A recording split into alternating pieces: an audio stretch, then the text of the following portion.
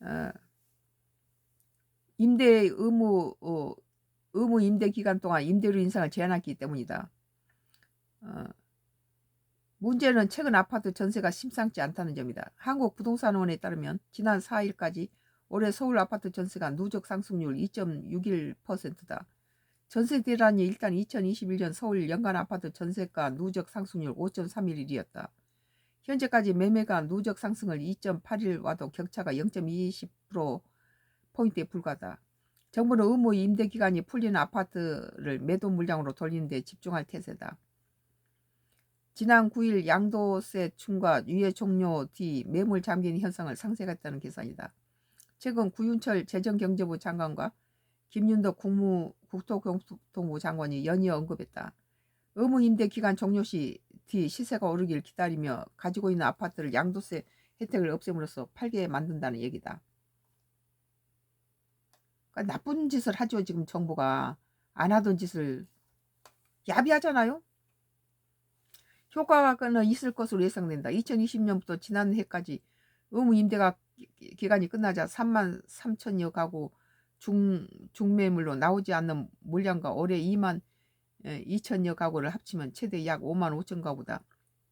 국민들을 일가구 일주도 가진 사람들을 편안하게 살도록 좀 내버려 두지 않고 막 어떻게 기름을 짜고 그래 옛날에 뭐 고려 시대인지 무슨 뭐 조선 시대인지 역사책에서 보면은 그 너무 국가가 세금을 뜯으니까 밤에 몰래 만주 땅 간도 땅으로 도망을 치는 그런 그 역사 기록이 있는데 지금 같으면 딱 그런 거예요. 사방에 갖다 세금을 물어내니까 기업들도 다 해외로 갖다 공장을 옮겨버리잖아요.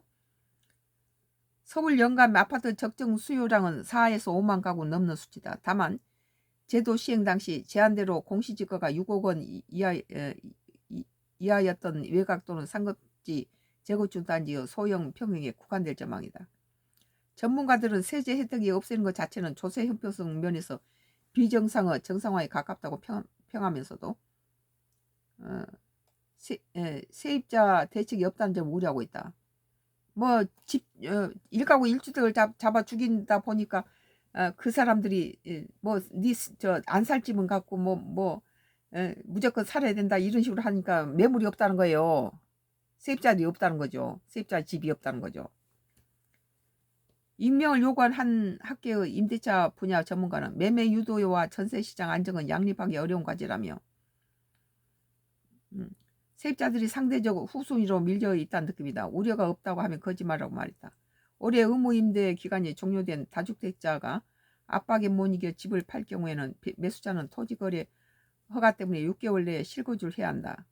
계약갱신 청구권을 소진한 채 올해 계약기간이 끝나는 일부 세입자 입장에서는 시중 높은 전세가에 노출되는 것은 물론 집을 비우고 쫓겨날 여지가 있다. 집주인들이 역시 강하게 반발하고 있다. 외곽지 상급지에 각각 등록임대 아파트를 보유한 한 임대사업자는 세입자가 계약갱신 청구권을 쓰거나 투기과일지구에 있는 해당 단지에 재건축 조합이 이미 설립됐다면 팔고 싶어도 못 판다고 토로했다. 그런 세제 혜택만 보고 8년이나 임대 제한을 지켜왔는데 너무한 거 아니냐고 불만을 쏟아놨다. 그렇네요.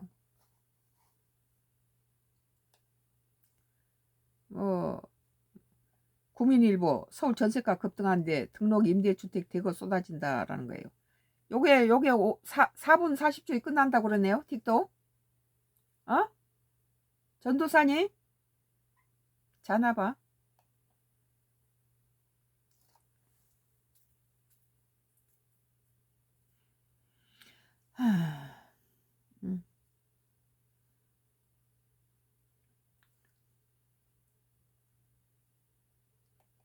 뭐 연합뉴스 이번엔 지금